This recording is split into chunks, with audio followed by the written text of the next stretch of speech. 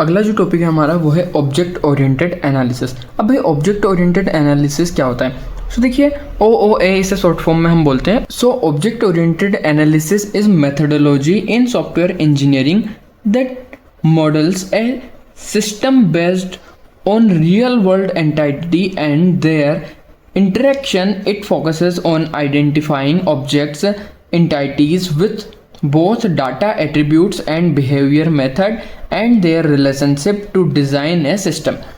यानी कि object oriented analysis में क्या करते हैं, हम किसी भी सिस्टम को डिज़ाइन करने के लिए हम रियल वर्ल्ड एंटिटीज़ का यूज़ करते हैं, उनके बिहेवियर, एट्रीब्यूट्स, इन सारी चीज़ों का यूज़ करते हैं।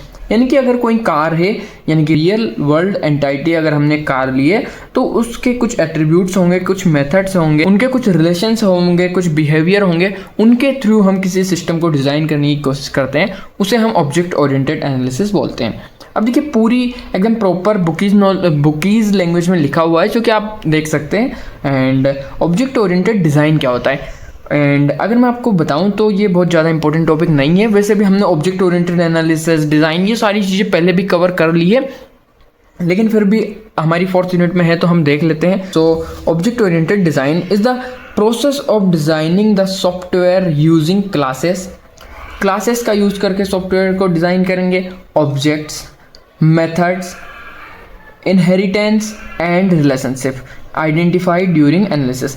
अब भाई वैसे तो आपको पता है क्लास क्या होता है, कलेक्शन ऑफ ऑब्जेक्ट क्या होते हैं, रियल वर्ल्ड एंटिटी मतलब कि जिन्हें हम बोलते हैं, एंड इनहेरिटेंस।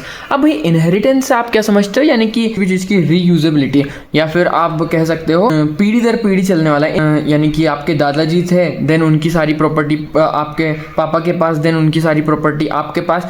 इस तरह से यानी कि इनहेरिट हो रहा है, एक के बाद एक दूसरी पीढ़ी में इनहेरिट हो रहा है। या फिर आप बोल सकते हो कि एक क्लास की प्रॉपर्टी दूसरी क्लास ने यूज़ कर ली, उसे हम इनहेरिटेंस कहते हैं। या फिर हम बोल सकते हैं कि inheritance is the process of reusing the properties of existing class to create a new another class. बस इतना ही है इनहेरिटेंस। ये सारी चीज़ों का यूज़ करके हम सिस्टम को डिज़ाइन करते हैं, उसे हम ऑब्जेक्ट ओरिएंटेड डिज़ाइनिंग और ऑब्जेक्ट ओरिएंटेड एनालिसिस के अंदर रखते हैं। एंड एग्जांपल के लिए क्लास हमारी बुक हो गई, यानी कि लाइब्रेरी मैनेजमेंट सिस्टम का अगर हम कुछ बना रहे हैं तो हमने जो क्लास रखी वो हमारी बुक हो गई। अब बुक जो क्लास है उसके कुछ एट्रीब्यूट्स होंगे, यानी कि बुक की कुछ आईडी होगी, उसका कुछ टाइटल होगा, एंड कुछ उसका कोई ऑथर होगा, यानी कि उसको लिखने वाला, तो उससे यानी कि ये सब उसके एट्रीब्यूट्स है। एंड मेथड्स यानी कि बिहेवियर है उसका, इश्यू बुक्स, रिटर्न बुक, ये सारे उसके फंक्शन हो जाएंगे, एट्रीब्यूट्स हो जाएंगे।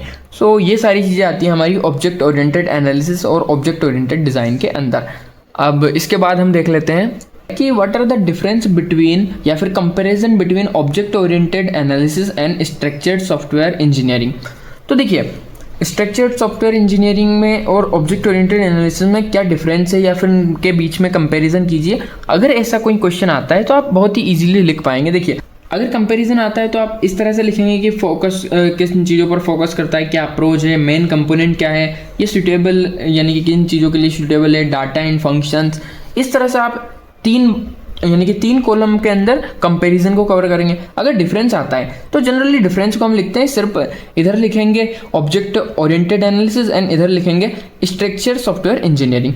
तो आप देख लीजिए, अगर कंपेयर आए तो इस तरह से लिखना है, डिफरेंस आए तो सिर्फ 2 कॉलम बनाकर लिखना है। एंड आप किसी भी प्रकार से लिख सकते हैं एज योर विश। एंड अब देखिए इसका जो फोकस है, focus on objects and data and objects के ऊपर फोकस करता है। Focus on process and functions, function and process जो होती है हमारी, उनके ऊपर फोकस करता है हमारा स्ट्रक्चर्ड सॉफ्टवेयर इंजीनियरिंग। मैं लिख देता हूँ यहाँ पर, ये है अपना OOA एंड ये हमारा स्ट्रक्चर्ड सॉफ्टवेयर इंजीनियरिंग।